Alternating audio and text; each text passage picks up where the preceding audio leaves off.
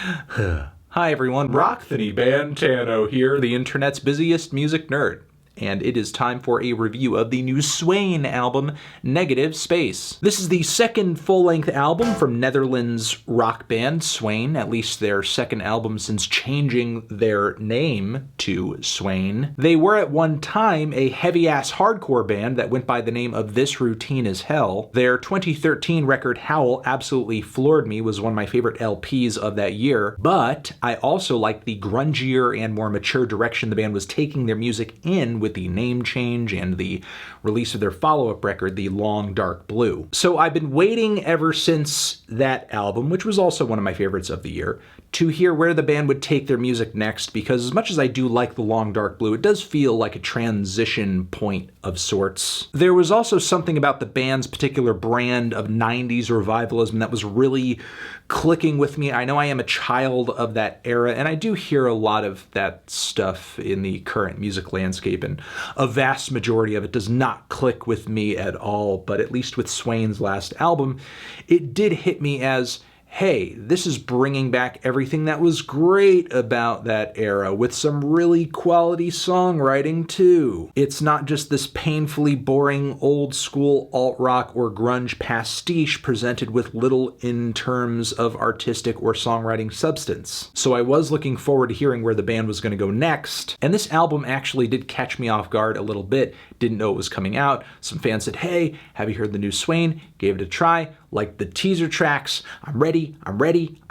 And I definitely hear some progress in the band's sound on Negative Space. It is easily their most moody album so far. The aggressive and punkier elements of the band's sound seem to have mostly melted away on this new release. And this isn't a bad thing necessarily, especially since the softest and most depressed songs on the group's last record made for some of the best songs on that record. Still though, with the more easygoing direction Negative Space heads in, I do think what's presented here ends up as a more one-dimensional experience. And with the band changing their sound even further and throwing a lot of those punk elements away, they almost transition on some tracks here into just making very tepid alternative rock. So in a way I am a little torn on this album. In one breath, it's got some great songs and performances. The song But Then What sounds like it honestly would have raged across every radio market in America in 1993. So while those moments on this album impress,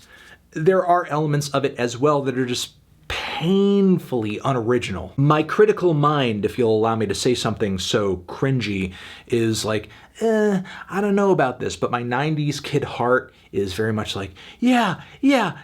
But honestly, for your average younger music listener trying this record out that's been following Swain maybe up until this point, I think the biggest blockade in front of this album's success may be fans not quite taking to the new change in sound. Still, I do commend the record for having an incredibly tight block of songs to kick the entire thing off. The title track is fantastic. I love the way the verses are so despondent and so understated. It's very Nirvana, it's very Pixies. There is an explosive, lush wall of guitars and everything on the hook. The track gets even better as the band starts to weave in these chilling vocal harmonies. The song Same Things brings another helping of heavy, grungy guitars. The aesthetic is mostly the same, but the drumming and the vocals are a lot more impassioned across the track. There's also a bit of swagger to this song that I like a lot. I also like the messaging in the lyrics of the song about just things being mundane, repetitive, uninteresting. Could be a comment on art,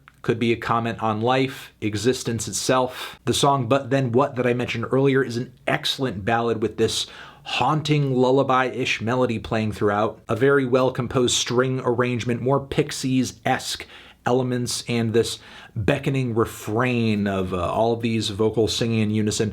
But then what? The song Skin on Skin is a sinister change of pace. It really does show the band's dark side. The lead vocals on the intro of the song are very cold-blooded and chilling, like something out of an old Tool track. There is also this almost psychopathic infatuation with closeness going on in the lyrics that I thought was a little unsettling. The band comes off surprisingly brooding on this track. The heavier parts of the track almost have an alt-metal feel to them with a slightly gothic twist. So after this point in the track list, there is a short interlude cut, and post this, I think, is when the band starts to work in a lot of the weaker tracks on this record. The song Fistful of Hair, the most defining characteristic of this track are its incredibly kinky lyrics, but this is easily the blandest instrumental on the entire album. The song Big Dumb Boy sounds like it's a attempt partially at writing a power pop song with its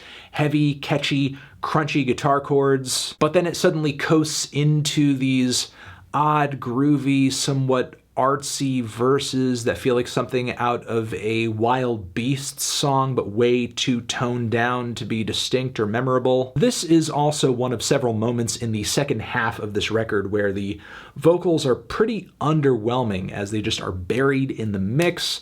They don't really have a lot of oomph or fire to the delivery. One more moment that was pretty unexpected in the track list here was the intro to Uncomfortably Aware, which sounds almost like it could be the very dramatic, atmospheric start to a Coldplay song. The instrumental doesn't exactly gain all that much in terms of bite past this point either. The song Self feels like a wintry and modern take on a 60s folk rock tune, not in a bad way. I think it's actually one of the best songs in the second half of this record, with its vocal harmonies, its woodwind melodies. Unfortunate this track sits shoulder to shoulder with Hit Me Till I Break My Bones, which has this intro that is maybe the most unapologetically Pixies moment on the entire record. Sounds just like something that could have been on Doolittle, which is not entirely a bad thing if you attach a compelling tune to it, but sadly this more mature direction the band is going in here just leads to more lifeless croons coming out of the vocals. I do not get why the band is playing it so subdued during multiple key points of this record, but they are. Thankfully, Strange Light is a pretty powerful closer, the closest thing this album has to a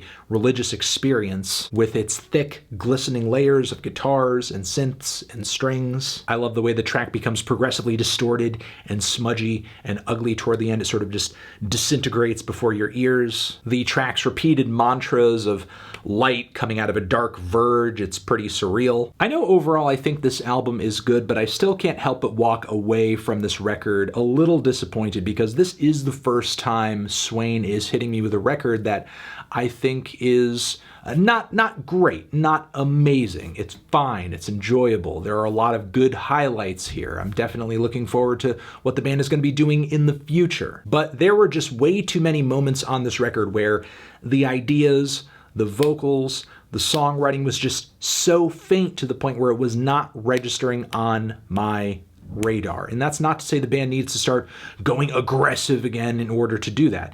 But if you're going to sort of jettison that sound, jettison that idea, that concept, that emotive vehicle, you need to replace it with something else. And there are some points on this record where it feels like it's not being replaced with something else. I'm feeling a strong 6 to a light 7 on this one. Transition, have you given this album a listen? Did you love it? Did you hate it? What would you rate it? You're the best, you're the best. What should I review next? Hit the like if you like. Please subscribe and please don't cry. Hit the bell as well. Over here next to my head is another video that you can check out. Hit that up, or the link to subscribe to the channel. Anthony Fantano, Swain, forever.